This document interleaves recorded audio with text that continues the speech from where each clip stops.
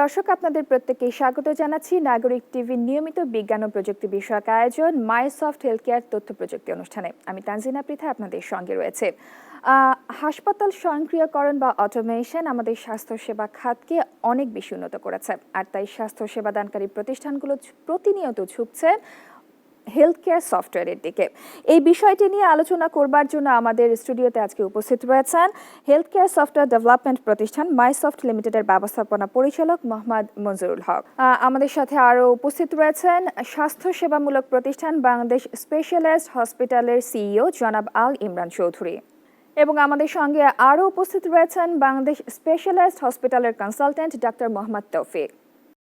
শুরুতেই জনাব মোহাম্মদ মঞ্জুরুল হক, আপনার কাছে যেটি জানতে চাইবো যে হসপিটাল অটোমেশন করার ক্ষেত্রে আপনাদের এই সফটওয়্যারটির ভূমিকাটি আসলে কি? হসপিটাল অটোমেশন সফটওয়্যার বলতে আমরা আসলে পেপারলেস হসপিটাল সিস্টেমকে বুঝি। আমরা একটা পেপারলেস হসপিটাল সিস্টেম আমাদের পেশেন্ট, ডক্টরস, নার্স প্রত্যেককেই তাদের কাজগুলোকেও সহজ করে দেয়, পাশাপাশি পেশেন্টের সেবার মানটাকেও উন্নত করে।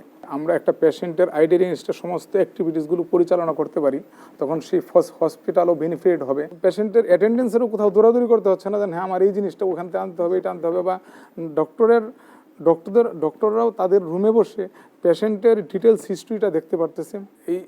যখন আমাদের এই সমস্ত সার্ভিসগুলো হসপিটালের ম্যানেজমেন্টের পক্ষ থেকে যেটা আসবে, যে তারা এই সার্ভিসের এগেনস্টে তাদের প্রপার ভ্যালুটা কি পাচ্ছে কিনা, এটা যখন অটোমেশন হবে তখন সেই ভ্যালুটাও তারা অ্যাকুরেট ভ্যালুটা পাবে, যেখানে পেশেন্টরাও লুজার হবে না, হসপিটালও লুজার হবে না। জনাব আল ইমরান চৌধুরী, আপনার কাছে একটু জানতে চাইবো যে আপনি কিভাবে এই অটোমেশন সিস্টেমটাকে মূল্যায়ন করবেন? এটা আমি মনে করি যে প্রবলেমটা ফেস করেছে সফটওয়্যার কোম্পানি বা আমার ম্যান পাওয়ার, আমরা আসলে ম্যান পাওয়ারটা ডেভেলপ করতে পারি না এই বাংলাদেশে। মেইন প্রবলেমটা হলো যে আমাদের এখানে আসলে ইনভেস্টটা এমন হয় যে এই বিজনেসটা খুব তাড়াতাড়ি লাভ হয় এন্টারপ্রেনাররা, কিন্তু ওই বিজনেসে কিন্তু সফটওয়্যারটাকে কিন্তু একটা সময় দিতে হবে। রেজিস্ট্রেশন করার পরে পেশেন্টটা তার নির্দিষ্ট যেই জায়গায় যাওয়ার কথা সেখানে আমরা আমাদের কাস্টমার কেয়ারের মাধ্যমে পাঠিয়ে দিই। যদি কোনো কনসালটেন্টের কাছে যায় ওপিডিতে, ওখানে কনসালটেন্ট তাকে প্রেসক্রিপশন যেটা সেই প্রেসক্রিপশন করে। তাতে সুবিধা হলো কি, এই পেশেন্টটা যদি পরবর্তীতে, বাংলাদেশের ম্যাক্সিমাম লোকেরই অভ্যাস হলো প্রেসক্রিপশনটা আনে না, কিন্তু উনি যদি পরবর্তীতে আসেন, আমরা বলি ইউনিক সিস্টেম, একটা ইউনিক আইডি, যে প্রথমে একবার রেজিস্ট্রেশন করলে আজীবন উনি কিন্তু আমার হসপিটালের মেম্বার হয়ে থাকলেন। এর ভিতরে যখনই উনি আসবেন, উনি যদি প্রেসক্রিপশনটা নাও আনে, আমরা কিন্তু তার ফোন নাম্বার বা নাম ট্র্যাক করে তাকে বের করে ফেলতে পারবো। তখন আমাদের কনসালটেন্ট তার প্রিভিয়াস হিস্ট্রিটা পাবে, কী ডায়াগনোসিস করেছিল, কী রোগ ছিল। কারণ দেখা যাচ্ছে যে আগে উনি বলেছে যে এই প্রবলেম ছিল, এখানে এসে দুইটা কথা বলতে ভুলে গিয়েছে, ডাক্তার সাহেব তো তাহলে মিস করে যাবে। আরেকটা যেটা হলো যে ইন্টিগ্রেটেড সফটওয়্যার এই জন্য দরকার, যেহেতু একটা হেলথ কেয়ার, এটা অনেক বড় অর্গানাইজেশন, সেবাধর্মী একটা business, health care business organization. এখানে অ্যাকাউন্টসের ব্যাপার আছে, পেমেন্টের ব্যাপার আছে, প্লাস আমার রোগীদের টেস্টের ব্যাপার আছে। সবগুলি কিন্তু একটা ছাতার নিচে আসতে হবে। ওয়ান স্টপ সার্ভিস আমি যদি দিতে না পারি পেশেন্টকে, তাহলে কিন্তু ওই যে অটোমেশন বলেন, এটা কিছু হবে না। এই জন্য অটোমেশন আসলে খুবই দরকার আমাদের জীবনে, এবং আমরা চাই ভবিষ্যতে যেন এটা আরও উন্নতি করুক। এই সার্ভিসটাকে ডেভেলপ করতে হলে আমাদের সব doctor, nurse, health care worker, software সবার একটা ইন্টিগ্রেটেড এফোর্ট লাগবে। এটা কিন্তু শুধু সফটওয়্যার বা ডক্টর বা সিও একা পারবে না। সফটওয়্যারটি যে ডিল করবেন তার জন্য কিন্তু আপনার দক্ষ কর্মীর দরকার। এবং এর সাথে একটি প্রশ্ন আমি আপনাকে সংযুক্ত করতে চাই, যে এই যে আপনারা একটি ইউনিক আইডির কথা বলছেন, একজন রোগী যখন আপনাদের কাছে আসছেন স্বাস্থ্যসেবা নেবার জন্য, তখন আপনারা তাকে একটি ইউনিক আইডি দিয়ে আলাদা করে ফেলছেন। এর জন্য কি তাকে অতিরিক্ত কোনো ফি দিতে হচ্ছে? ওয়ান টাইম একটা 100 টাকা করে একটা রেজিস্ট্রেশন ফি নিই, কারণ আসলে কোনো কিছু ফ্রি জিনিসের কিন্তু মূল্য থাকবে না। আপনি যখন ওই কার্ডটা ফ্রি দিবেন, ওটা কিন্তু ফেলে দিবে। যখন 100 টাকা করে কার্ডটা নিবে, উনি কিন্তু ওটা রেখে দিবেন। সফটওয়্যার হলে আমাদের সুবিধা কি, আমার টোটাল অ্যাকাউন্টসটা ক্লিয়ার। একজন রুগী তার 3 দিন হসপিটালে স্টে করলো, সে জানতে চাইলো তার বিলটা কত। আগে হয়তো কি ম্যানুয়ালি 6টা ডিপার্টমেন্টে দৌড়াদৌড়ি করতে হতো, এক্স রে কয়টা হয়েছে, মেডিসিন কয়টা খেয়েছে। আমার সেটা দরকার নেই। আমি ওই এক জায়গায় আমাকে একটা বাটন টিপ দিল যে কোথায় কী হয়েছে, টোটাল আমি সামারিটা ওনাকে দিয়ে দিতে পারলাম। এতে রোগীরও কিন্তু স্যাটিসফ্যাকশন লেভেলটা অনেক বেড়ে গেল। এবং যেহেতু মিডল ক্লাস ফ্যামিলি আমাদের লোকজন ম্যাক্সিমাম, তারা কিন্তু জানতে চায় আমি 2 দিন থাকলাম আমার বিলটা কত হয়েছে আর কত আসতে পারে। এটাও কিন্তু আমাদের দেশের জন্য খুব ইম্পর্টেন্ট। ইমরান ভাই যেটা বলেন, এটার সাথে আমি জাস্ট একটু শেয়ার করতেছি যে যখন এই যে বিলটা হলো, অনেকে হয় যেন এই হসপিটালগুলো যেন এত লাখ টাকা বিল হয়ে গেছে, এত লাখ টাকা বিল হয়ে গেছে, বিভিন্ন কমপ্লেন আসে। যদি অটোমেশন থাকে তাহলে এই কমপ্লেনটা আসবে না, সে সরাসরি হসপিটালও তার স্বচ্ছতা রাখতে পারবে এবং পেশেন্টরাও দেখতে পারবে যে হ্যাঁ এই যে আমার ভুতুড়ে বিল যেগুলি বলে, বিলটা কেন আসে? কারণ পেশেন্ট আসলে আনসিন থাকে, দেখতে পারে না। আমাদের এই সফটওয়্যারের সুবিধা হলো কি, পেশেন্ট যখন ইচ্ছা যে কোনো ডেস্কে যা বললেই হবে আমার এই পেশেন্টটা ভর্তি আছে এত নম্বর কেবিনে, বা আইডি যেটাই বলো, বললে একটা প্রিন্ট আউট দিয়ে দিতে পারে তাকে। সে বুঝতে পারলো যে ভুতুড়ে বিলের আসলে কোনো অপশন নাই ওখানে। মানে জবাবদিহিতার জায়গাটা অনেক বেশি খুব স্বচ্ছতায় চলে আসবে, স্বচ্ছতায় কিন্তু চলে তার যায়। জন্য আমাদের যেটি দরকার সেটি হচ্ছে দক্ষ এটা সবচেয়ে বড় জিনিস। মানব সম্পদ তৈরি করতে হবে, সবচেয়ে বেশি দরকার দক্ষ কর্মী প্রয়োজন। আপনাদের কাছে আবারও ফিরছি। চিকিৎসা সেবা গ্রহণের ক্ষেত্রে কিংবা চিকিৎসা সেবা প্রদানের ক্ষেত্রে একজন চিকিৎসক হিসেবে আপনি এই সফটওয়্যারটাকে কিভাবে মূল্যায়ন করবেন? ম্যানুয়াল যুগ, আর মাঝখানের যখন সফটওয়্যারগুলি ডেভেলপ করা শুরু করেছে তখন, আর এখন আমরা চিন্তা করছি, আমরা কিন্তু এখন ওই যে বলছিলাম লেস পেপার থেকে অলমোস্ট পেপারলেসে চলে আসছি। কাজেই আমরা মোটামুটি উন্নতির চূড়ান্ত পর্যায়ে, আরও উন্নতির কোনো সীমা নাই, কিন্তু সেই তিনটা ভাগে যদি ভাগ করি, আগে আমরাই শুরু করেছি প্রেসক্রিপশন হাতে লিখে দিতাম।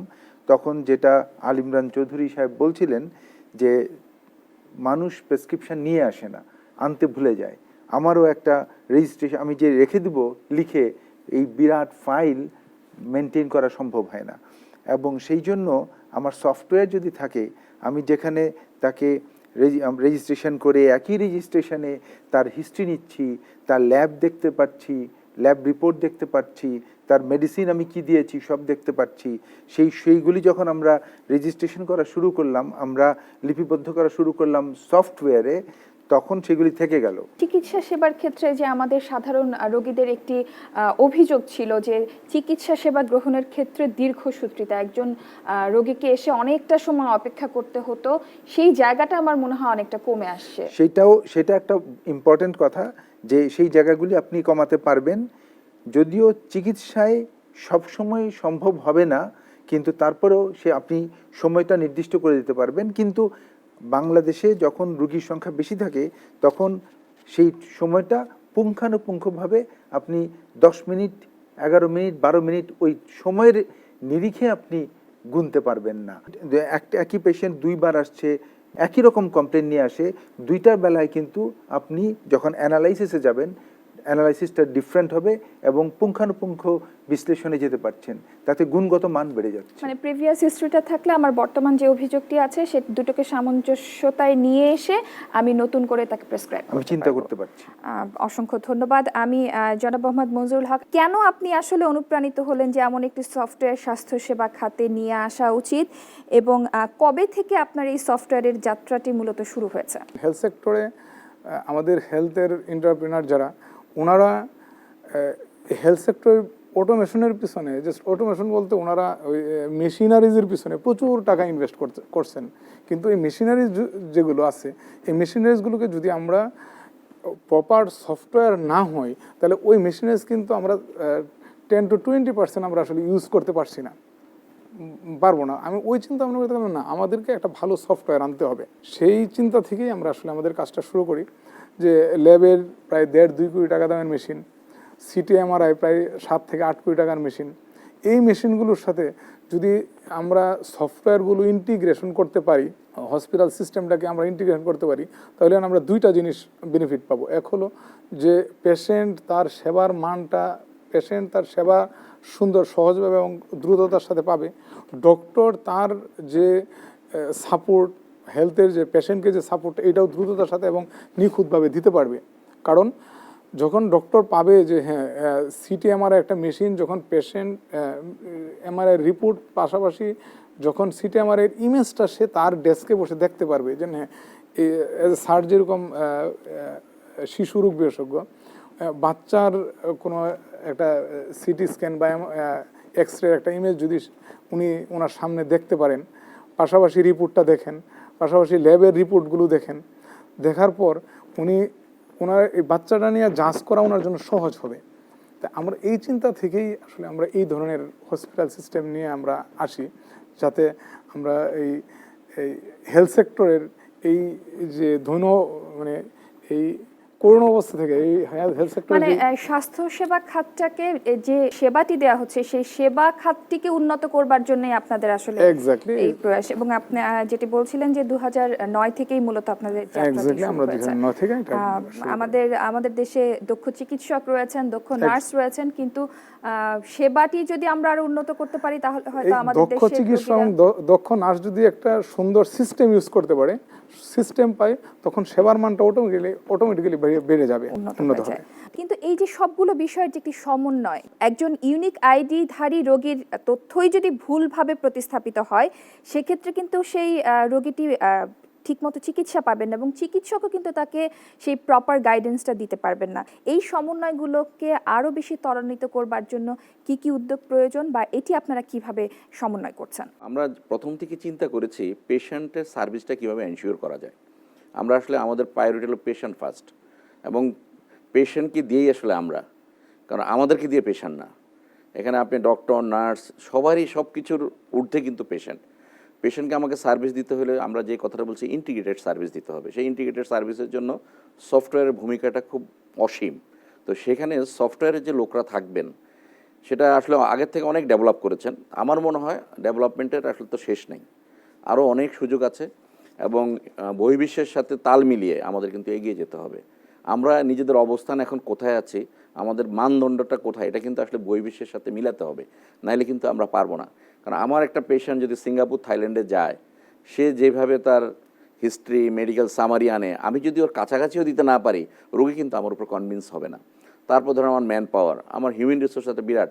আমার আগে খাতায় সই করতো প্রতি লোক, এখন কোন লোকের কখন আসছে, কি আসছে, আমার কিন্তু কাজের অনেক গতি বাড়িয়ে দিচ্ছে। তারপর আমার অ্যাকাউন্ট সিস্টেম, ওখানে আমার কোনো এরর আমি পাচ্ছি না, এটাও কিন্তু একটা হসপিটালের জন্য বিরাট ব্যাপার।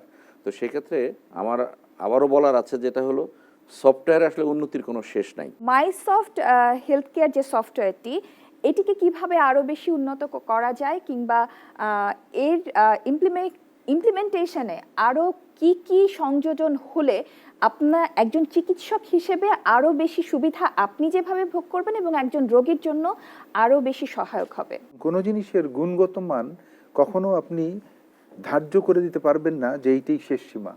গুণের কোনো সীমা নাই, এটা একটা শিল্প, এটার কোনো সীমা নাই। এটা আপনি ক্রমাগত উন্নতির দিকেই আপনি যাবেন, এক উন্নতির পরে আরেক উন্নতি আসবে। এই যে ইন্টিগ্রেশনগুলি, এই যে সমন্বয়গুলি, এই সমন্বয়গুলি আমাকে আমার গুণগত মানটাকে অনেক উপরে নিয়ে যেতে পারে। এবং জাস্ট আরেকটু শেয়ার করতে চাই যে এই যে পেক্স বা রেডিওলজির রিপোর্টগুলো বা প্যাথোলজির রিপোর্টগুলো, করোনা ইউনিটের ডাক্তাররা ওখানে বসেই ওরা ইনফর্ম করে দিচ্ছে, ইনফর্ম হয়ে যাচ্ছেন, সেই এই সেবাটা তারা পাচ্ছেন। আমি আসলে এটা অন্যভাবে বলতে চাই, এটা আমি বলতে চাই এফিসিয়েন্সিটা অনেক বাড়িয়ে দিয়েছে। এটা আসলে করোনাটা আসলে ইম্পর্টেন্ট না।